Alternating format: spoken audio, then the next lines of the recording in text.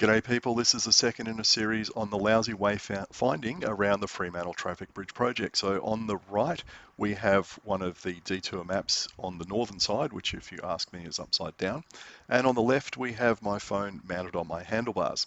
And as you can see, when I pressed go, the map rotated, so it is now oriented in the direction that I'm facing, which is south. So we're going to go along Pierce Street, get to Tideman Road, turn left and follow the detour. And let's see what happens on the Apple Map screen, because I think no one has bothered to go and update Apple Maps and Google Maps to tell them about this detour. So I stopped and waited for this lady to go past. Are we supposed to be riding on the footpath here? That is a good question, because we're about to see a hazard which doesn't seem to have been identified by the project team, and that is a blind corner. And I had a chat with this lady when we stopped at the lights.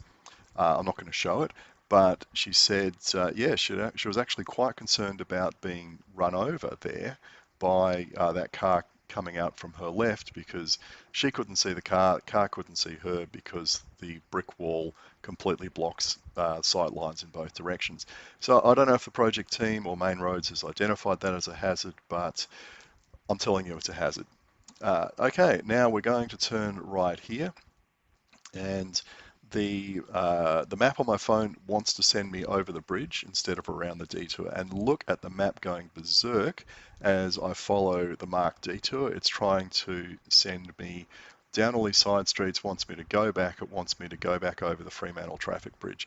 And again, even when I get up here to the Stirling Highway Bridge, it wants me to backtrack and go back around and definitely go over the Fremantle Traffic Bridge. It's really got a thing about using it.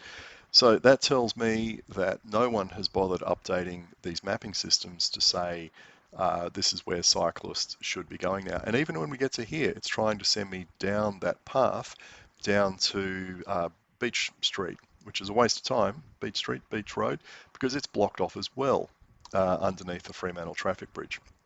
So again, it's faffing around trying to work out where I should be going.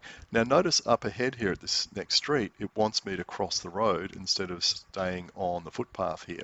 Again, an issue with the detour not being updated in these mapping systems. If I was a tourist or from out of town, or this is the first time I was doing it and I was relying on my phone to give me directions, I would be in a real mess, wouldn't I? So yeah, someone needs to get onto these companies and get this sorted out, whether that's the job of Main Roads or the someone in charge of traffic management for this project. I don't know, but it needs to be fixed. All right, now when we get to this, what's this one? East Street, I think. Again, you can see it's trying to send me down into the park instead of continuing along this detour, and that's wrong. So, it's going to recalculate eventually and work out that I'm going straight ahead on this path. And look, it's still trying to send me down there. It wants me to go back and go through the park, which wouldn't work because there's a fence across the road a couple of 100 meters up. Look, so I hope that clearly demonstrates what the issue is. It doesn't matter which system you use, Google Maps or Apple Maps. I've tested them both. They have different issues. They send you on different routes because they just don't know where you're supposed to be going. So I eventually made it down to the Gesher Cafe down here. The coffee's pretty good. I would just point out to the project people and Main Roads that right here on the left, there's a shop that does printing and signage. If you want to get some of those maps reprinted, get them up to date, orientate them the right way, get rid of some of the redundant bits of detour that no longer exist, you could probably get them to do it at a reasonable price. And that's not very far away from the project office.